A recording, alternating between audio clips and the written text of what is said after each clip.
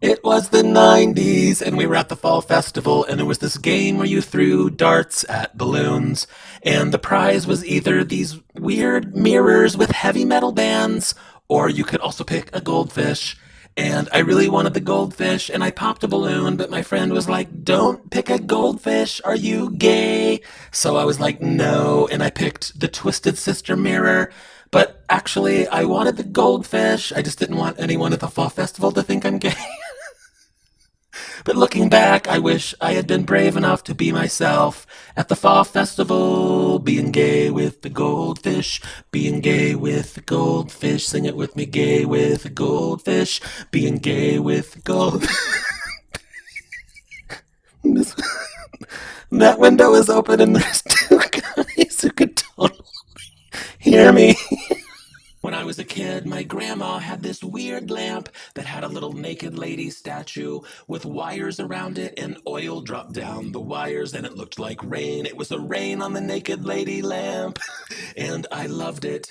And I know this doesn't make any sense, but in my memory, the rain was like cinnamon rain. It was a cinnamon rain on the naked lady lamp. And every time I went to her house, I was like, "Grandma, can we look at the cinnamon rain on the naked lady lamp?" And she always seemed a little irritated when I asked to look at the cinnamon rain on the naked lady lamp. And one time I asked, and she had just had it, so she made my grandfather put the cinnamon rain on the naked lady lamp away in the attic. And looking back, I realized my grandma thought I was being like kind of perverted, wanting to look at the cinnamon rain on the naked lady lamp. But the naked lady part I wasn't even really tuned into. I just wanted to look at the cinnamon rain.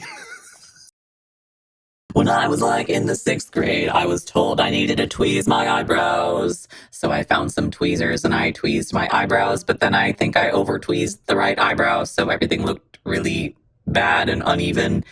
And then the next day at school, this girl came up to me and she was like, "What happened to your eyebrow?" And I was like, and I panicked. And the first thing to come out of my mouth was, "Well, I was walking and then this tree branch ripped my eyebrow off." And she looked at me and she looked absolutely horrified. And then she didn't talk to me after that. And since then, I've just left my eyebrows alone. When I was in college, when it was the 90s, I got a job at a fancy bakery that sold weird, like cranberry, cilantro, jalapeno bread. And one day, these two elderly women walked in, and I instantly recognized one of them as Mrs. Martin, my kindergarten teacher. And I was like, "Did you teach kindergarten in like 1979?" And the two old women looked at each other and smiled. Then the first thing out of Mrs. Martin's mouth was, "Are you married?" Which I thought was kind of weird and off putting. So I was like, "No, I'm gay." And the two old women got super awkward, and like Mrs. Martin's hands were shaking. And I was like, "Jesus, calm down, Mrs. Martin." But she was really rattled by it. And then she tried to ask, "Is there any day old bread?" But she totally said gay old bread. And that's the funniest thing that's ever happened. But it was so awkward. I just pretended I didn't hear Mrs. Martin say gay old bread. Oh no, my phone's about to die. We had some good times, didn't we? We did. And I totally charge you, but my phone charger's like 3 feet away. No worries, I totally understand. We had some good times, though, yeah? We sure did, buddy. Like that one time, you literally took 10,000 pictures of your dog because he had that weird face. Yeah. Or when you were too awkward at that party and played calculator by yourself in the corner. Yeah, I guess. Or that one time you spent 2 hours on your private browser looking up pictures of— Time for a new phone! Why? There was a very brief moment in like 1986 where the hottest Christmas gift of the year was a gumball machine, like an old fashioned metal and glass gumball machine. And I wanted a gumball machine so badly. And then I woke up on Christmas morning and I walked out to the living room to find a gumball machine. And I was so excited. And I set it up in the corner of my room. And then I put a nickel in it and got a gumball. And then I laid on my bed and stared at it and was like, that was weirdly unsatisfying. And then I thought, wait a minute, I could use this to make money. So I decided it didn't get a lot of foot traffic in the corner of my room. So I went to move the gumball machine out into the hallway. And in the process, it went crashing to the floor. And gumballs and glass were all over my room. And that was the end of my gumball empire. Selena Gomez said that she wants to cut your hair. Yeah. Did you hear that? I didn't hear that, but What do you think of sounds like something she'd say. I like that laugh. When I was in college, when it was the 90s, I was about to graduate and I realized I needed to figure out how I was going to make money. So I decided I was going to get a hot dog cart. That seemed like a much better way to make money than working a job that I hated. I'd have my own hot dog cart. And I started researching hot dog carts and realized hot dog carts were like $10,000. And when I realized I spent $50,000 on a musical theater degree, I could have had my own empire of 5 hot dog carts. When I first got to college, I had not accepted that I was gay at all. And I heard about this book that taught you how not to be gay called Coming Out of Homosexuality. So I went to the Christian bookstore, and of course they didn't have it. So I had to order it, and I paid for the book and left. In my first year of college, I was living in a big house full of guys that all went to the super fundamentalist college church. And this isn't really part of the story, but for some reason, each of them had a lot of guns. And so our whole house was just filled with guns, and I guess it made them feel safer. But for me, it did the exact opposite. And back in those days, there was this machine in your house that was called an answering machine. You might not know what that is, but you have to remember it was the 90s. And this machine was sort of like voicemail, but it played the messages out loud. And I got home one day after class, and all the guys were standing in the kitchen, I guess talking about Jesus with their guns. And someone pressed play on the answering machine, and the message was, "Hi, Kevin. This is Sandy from the Christian bookstore, and your book, Coming Out of Homosexuality, has arrived, and you can pick that up anytime." And everyone in the kitchen just sort of froze, because we all knew if we made eye contact, we were going to have to talk about it, and no one wanted that. So I did read the book, and I'm still gay. When I was in like 7th grade, I decided I should probably start practicing kissing. So I got a balloon that I kept under my bed, and every night I'd pull out the balloon and practice various kissing techniques on the balloon. And you guys, I carried this on for like a super long time. But toward the end of 7th grade year, I asked a girl out for the very first time, and we went and played skee ball at Showbiz. And then afterwards, we were outside, and I'm like, now it's the time. So I leaned in and started kissing her, much like I would kiss the balloon under my bed. And she pulled back and she was like, wow, you're a really good kisser. And I was like, thanks. Would you like to hear a secret? And as I started telling Lisa my kissing technique practices, I watched this look of horror slowly creep across her face, and I never really got another girlfriend after that.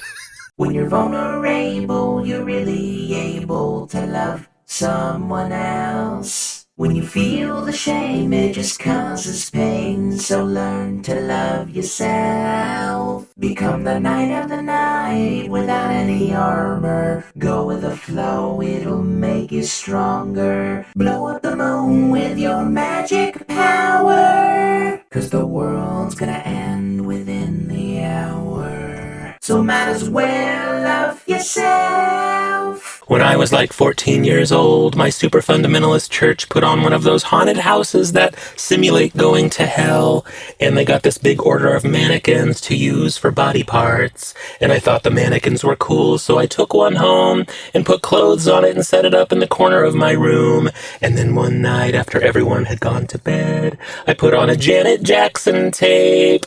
And then I went over and I kissed the mannequin. And then I took off its pants. And then we went all the way. And then afterwards, I was super embarrassed. So like a serial killer, I dismembered the mannequin and threw it in a trash bag.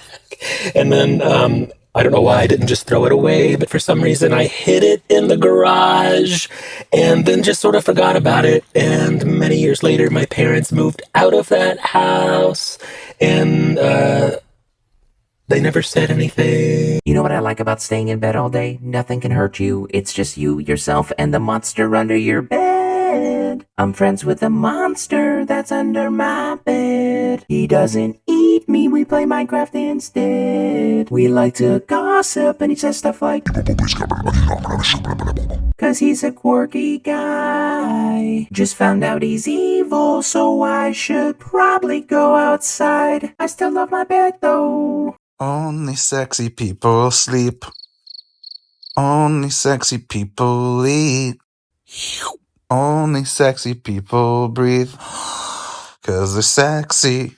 Yeah, they're sexy. Only people who...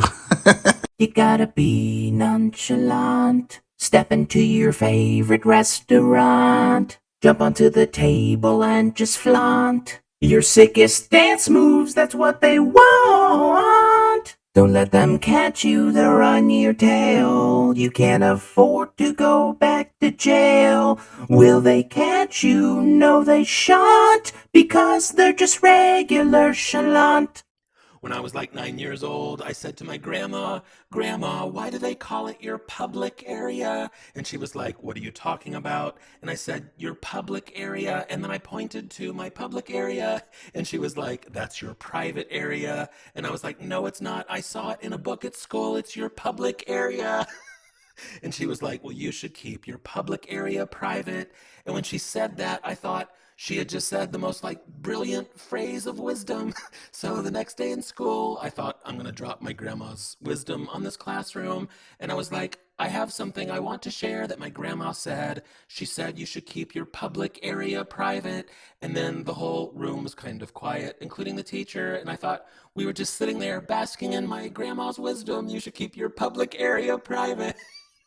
When I was in middle school, I really wanted to start a band because I was like, oh my god, we can audition for Battle of the Bands and we could win Battle of the Bands and be so rich and famous. And I had this vision of me on stage playing lead guitar like in the movie The School of Rock. So I got me and a bunch of my friends to go in the basement and they all brought their instruments and it was so exciting. And we were going to be the best band of all time. Gonna start a rock band. Except nobody wanted to practice beyond that first hangout when we were all playing our instruments. And I was really disappointed because I really wanted to be rich and famous. In my super fundamentalist church, we did not speak in tongues, but we were open to the idea of speaking in tongues. And that Sunday morning, I sort of knew I was going to do it because I'm dramatic. And in the middle of the service, I said out loud, Shamala Hamala. And everyone around me was like, oh my God, it's happening. And everyone started saying Shamala Hamala. And I was sort of like, you guys are just copying what I'm saying. But now we're all crying, saying Shamala Hamala. And my pastor said it was the language that angels spoke. And I imagined the scene in heaven where the angels were like, what's up, Jesus? Shamala Hamala. There were all these girls in third grade and they all had shaved legs and they all made me feel really weird that my legs weren't shaved even though I was like 9 years old. And then this girl was like, you know, you really should shave your legs. And then I went home and I found a razor and I started to shave my legs and then I was bleeding all over the bathroom and I had to be like, Mom, I tried to shave my legs and it didn't work and there was blood all over the bathroom and my mom was like, why would you do this to me? And then she had to clean the blood off the floor and I had bloody legs and it wasn't worth it because I had hairy legs.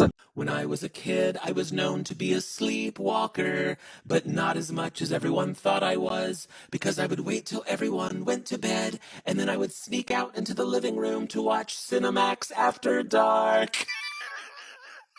And one time, my mom came back out and she was like, what are you doing? And my instincts kicked in and I pretended to be sleepwalking. And I was like, Mom, where am I? I'm scared.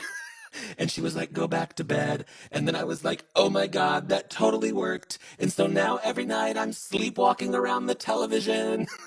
I was in college when it was the 90s, and often at college parties, a game of spin the bottle would break out, and you were fully willing to make out with everyone in the room just to get to the one person you actually wanted to kiss. And at the time, we thought we were being so wild, but that's not wild, that's disgusting. What was wrong with us? Can you imagine doing that today? You're at like the office Christmas party, and Janet from HR is like, let's play spin the bottle. You'd be like, I'm leaving.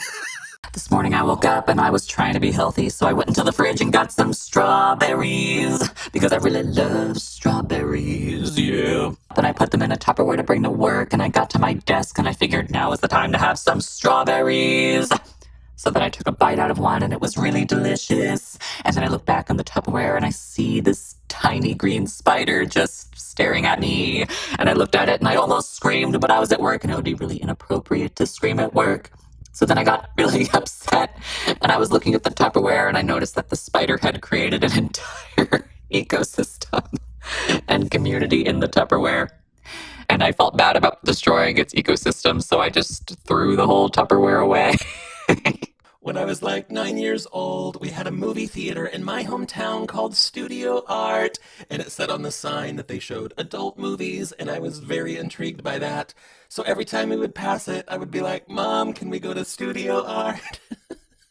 And she'd be like, no, we can't. And I'd be like, why? And she'd say, they don't have movies there that you would like. So one time, my grandma was babysitting me, and I'm like, Grandma, can we go to Studio Art? And she didn't know what that was. So she was like, maybe, how much does it cost? And I was so excited, I couldn't believe it. So I pulled out the phone book and looked up the number, and I called Studio Art. And I was like, how much does it cost? And the guy on the phone was like, how old are you? And I was like, 9. And he was like, you have to be 18. And I was like, it's okay, I'm with my grandma. And before he could say anything, I handed her the phone. And now my grandma is talking to Studio Art. And I could see the look on her face turn to horror as the guy was talking. And then she looked at me with this look in her eye like, we can never talk about this. I just ordered Taco Bell on Doordash, but when I opened the bag, they forgot my chalupa. Oh no! When I was in like the 5th grade, I loved the song We Will Rock You by Queen. And despite knowing the title of the song was We Will Rock You, I somehow thought the lyrics were We Will Rub You. And we were having a pep rally at school in the gymnasium, and the teacher was like, Kevin, do you know We Will Rock You? And I was like, boy, do I. And on a microphone in front of the whole school, I clearly said the words, We Will Rub You, like 15 times. And some people laughed and looked at me weird, but no one said anything. Years later, the song came on in my friend's car. We were like seniors in high school. And I was like, oh my God, when I was a kid, I thought the lyrics were We Will Rub You. And then remembered everyone in that car was at that pep rally. And the whole car just got really quiet and awkward. 4th of July. Here's an actual customer out here. What's the best kind of firework to buy? Wouldn't you like to know, weather boy? Where are your parents? Kid's sketchy. Back to you guys. Back when it was the 90s, everyone was getting married and you couldn't say no to anything and had to spend a ton of money on it. And a friend was like, would you be my best man? And I'm like, yes. And then I went away to college. And when it got closer to the wedding, he was like, maybe instead you should sing at my wedding and not be the best man. So I'm like, yes, whatever.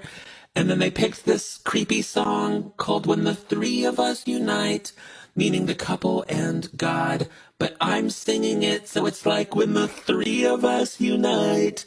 And then I had to take off work and drive 5 hours, and it was a big deal. And I get to the rehearsal dinner, and they put me on the other side of the room where I didn't even know anyone, and they started giving out the wedding gifts, and everyone got one but me. I'm like, I drove 5 hours, I want my engraved keychain from Kirkland's. I see you guys are serving breakfast. Could I get a We are not.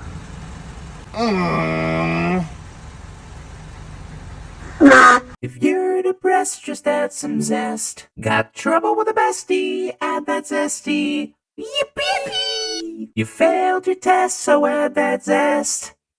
Talking to a pest. I thought I told you I didn't like it when you did that. It's not like that. She's like a sister to me. How dare you bring up that terrible thing I did to you and use it against me? Zest! Oh, my freaking eyes, dude! Oh, my hurt so much! Zesty besties! My eyes!